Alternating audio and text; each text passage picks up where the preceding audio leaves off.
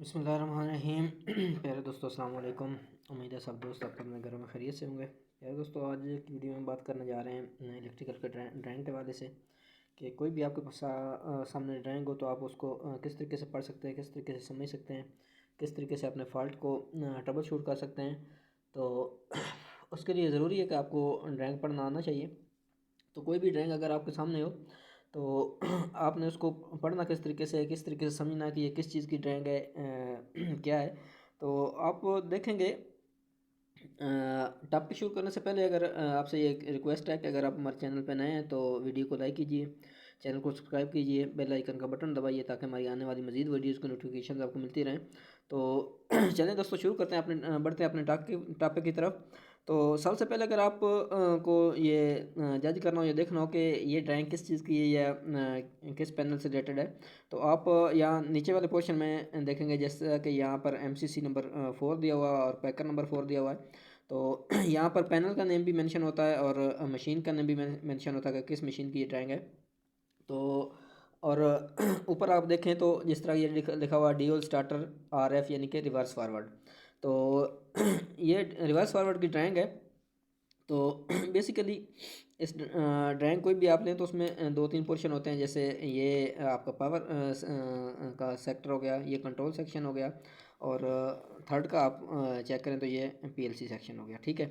तो क्योंकि आपको अगर लोकल चलाना है तो फिर आप को ये इस सेक्शन की ज़रूरत नहीं होगी। अगर आपने ऑटो पे चलाना है, इसको PLC के जरिए मोटर को रन करना है, तो उसके लिए आपको फिर PLC इंटरफेस की ज़रूरत पड़ती है ताकि PLC के थ्रू इसको चला सकें। तो दोस्तों शुरू करते हैं। सबसे पहले बात करेंगे अपने पावर सेक्टर के हवाले से। तो पावर सेक्टर में आप यहाँ पर आ जाएं। RYB 3 फेज़ हैं आपके पास। ठीक है। ये नीचे आ गए आपके पास तीनों फेज़ RYB यहाँ पर MCC के बी के ऊपर, और यहाँ पर उन्होंने एक आपको सिटी दी हुई है। ठीक है। सिटी किस लिए दी हुई है कि आपका जो करंट है वो मेजर किया जा सके, और इसको आप पावर सप्लाई भी कह सकते हैं। 4 to 20 मिलियम्स का सिग्नल है बेसिकली। और नीचे बात करें तो आपके RYB 3 फेज़ यहाँ पर आ गए MCCB के ऊपर। ठीक है।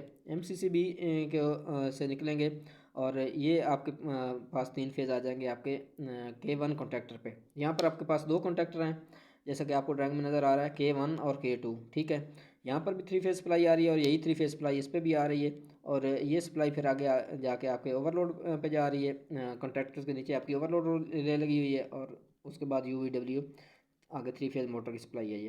तो ये दो कॉन्ट्रैक्टर्स क्यों दिए हुए हैं? एक कॉन्ट्रैक्टर आपका फॉरवर्ड के तौर पर काम करेगा और दूसरा कॉन्ट्रैक्टर आपका रिवर्स के तौर पर काम करेगा। इनमें से एक फेज़ जो आपका वो चेंज किया होगा जैसा कि आपको पता है कि 3 फेज़ की मोटर के अंदर ये उसका असूल होता है कि कोई से दो फेज़ अगर आप इनमें से कोई से दो फेज़ चेंज कर देंगे तो आपकी मोटर जो है ना उल्टी चलनी शुरू हो जाएगी। ठीक है। जिस तरह ये आपको मोटर को UVW 3 फेज़ आ रहे हैं, तो अगर आपकी मोटर रंग डायरेक्शन में चल रही है तो कोई से दो फेज़ आप चेंज करेंगे तो मोटर आपकी सीधी चलनी शुरू हो जाएगी। ठीक है। तो इसमें भी यही असूल होता है कि कोई दो फेज़ आप आपस में चेंज कर देंगे तो आपकी मोटर जो है वो उल्टी चलना शुरू होगी। जैसे कि यहाँ आपको ये पहला फेज़ नज़र आ रहा है और यहाँ पर ये तीसरे के साथ कनेक्ट है, तो कोई दो फेज़ों की आपको डायरेक्शन पोलैरिटी चेंज करनी होगी तो आपकी मोटर दूसरी डायरेक्शन में चलना शुरू हो जाएगी। ये हमारा था इसका पावर सेक्टर। पावर सेक्टर के आगे हम बात करेंगे इसके कंट्रोल सेक्शन के हवाले से। तो यहाँ पर आपको दिया हुआ है, ये लाइन दी हुई है आपको, या एक जिस तरह आप समझ लें आप फेज़ दिया हुआ, कोई सा एक फेज़ हो सकता है, रेड येलो ब्लू में से कोई एक फेज़ हो सकता है। यहाँ पर आपके पास एक MCB दिया हुआ, कंट्रोल ब्रेकर दिया हुआ है, इसका सर्किट ब्रेकर दिया हुआ कंट्रोल का। और यहाँ पर आप कंट्रोल ब्रेकर के बाद आपकी सप्लाई आ रही है ओवरलोड रिले के 95 पे। 95 और 96 आपस में क्लोज हैं, और यहीं से उसने ऑप्शन दिया हुआ 97 और 98 का भी। ठीक है। अगर अगर आपकी मोटर जो आपके नॉर्मल जो करंट है उस पर चलेगी, लोड पे चलेगी, तो आपकी ओवरलोड के थ्रू ये सारा सिस्टम, सारा कंट्रोल आपका ऑन होगा। जैसे ही आपका मोटर ओवरलोड होगी, आप अपने रेटेड वोल्टेज जो है या रेटेड करंट जो है, सॉरी रेटेड वोल्टेज की बात कर रहा हूँ, रेटेड एम्पेयर जो वोल्टेज हैं, वोल्टेज सॉरी एम्पेयर हैं, उनसे अगर क्रॉस करेगी, फॉर एग्जांपल आपकी मोटर 15 एम्पेयर की है, तो जैसे ही वो 15 एम्पेयर से ऊपर जाएगी तो आपकी ओवरलोड रिले जो है वो इसको ट्रिप करा देगी।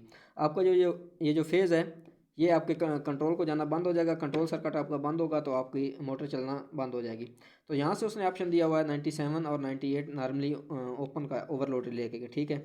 और नीचे उसने एक इंडिकेशन दी हुई ट्रिप, जैसे ही आपकी ओवरलोड ट्रिप होगी ये आपका 97 और 98 क्लोज होगा तो आपका जो है ये इंडिकेशन ऑन हो जाएगी ट्रिप की, आपकी पैनल पे आपको शो हो जाएगी कि ये इंडिकेशन आपकी ट्रिप की, आपकी मोटर ट्रिप हो चुकी है। आप उसको मोटर को चेक करें, कंट्रोल को चेक करें, आगे जो प्रोसीजर होता है वो आपको पता है, ठीक है जी। यहाँ से आप हम नीचे आएंगे तो यहीं से ये फेज़ डिस्ट्रीब्यूट किया हुआ है, ठीक है।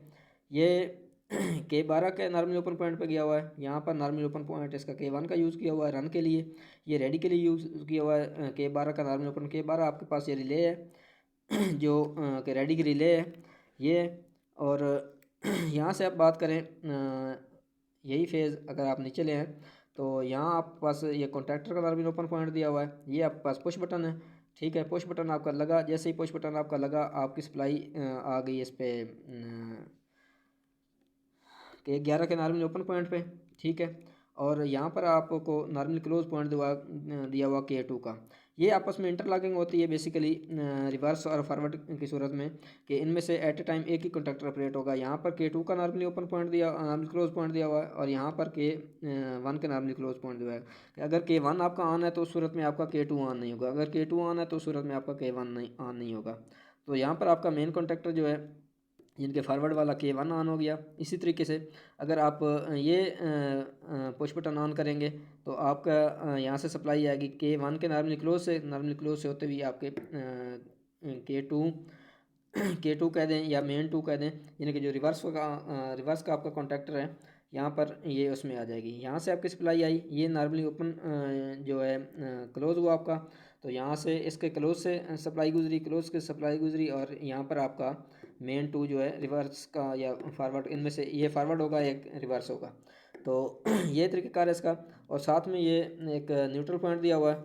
इन सब जो भी आपकी LEDs हैं या लाइट्स हैं, पैनल लाइट्स जो हैं, इंडिकेशन लाइट्स भी आप उनको बोल सकते हैं, और कॉन्टैक्टर्स के जो ये 2 पॉइंट हैं उनको भी ये न्यूट्रल पॉइंट दिया हुआ है यहाँ पर, ठीक है जी। और उससे आगे हम बात करेंगे इसकी जो है PLC इंटरफेस की। तो यहाँ पर आपको K11 और K21 जो है वो आपको ये दिए हुए हैं कॉन्टैक्टर्स, उनकी सप्लाई है। यहाँ पर आपको 24 वोल्ट है, ये कॉमन है 24 वोल्ट। और यहाँ पर उसने ये कॉन्टैक्टर्स की सप्लाई दी है। ये PLC का सेक्शन हो गया, ये आपका कंट्रोल सेक्शन हो गया और ये आपका पावर सेक्शन हो गया, ठीक है जी।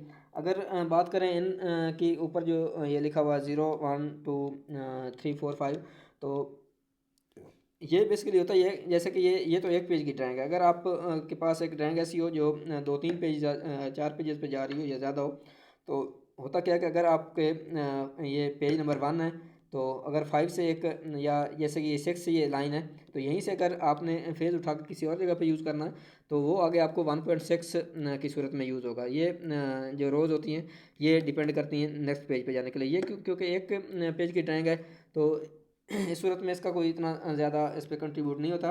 तो ये था हमारा आज का मकसद आपको इस वीडियोज़ में समझाने का, ये बताने का कि अगर आपके पास कोई ड्राइंग आए और आपको उसको पढ़ना चाहें तो उसको किस तरीके से पढ़ेंगे, किस तरीके से अपने फॉल्ट को आप सॉर्ट आउट करेंगे, ट्रबल शूट करेंगे।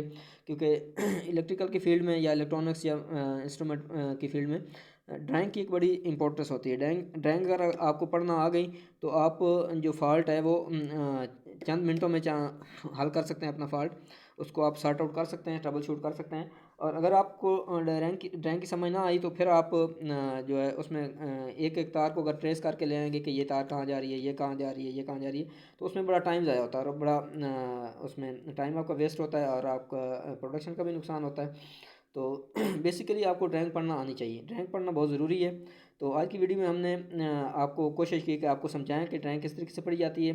अगर हमारी वीडियो आपको पसंद आए तो वीडियो को लाइक कीजिए, दोस्तों के साथ शेयर कीजिए और वीडियो देखने के लिए बहुत बहुत शुक्रिया जी।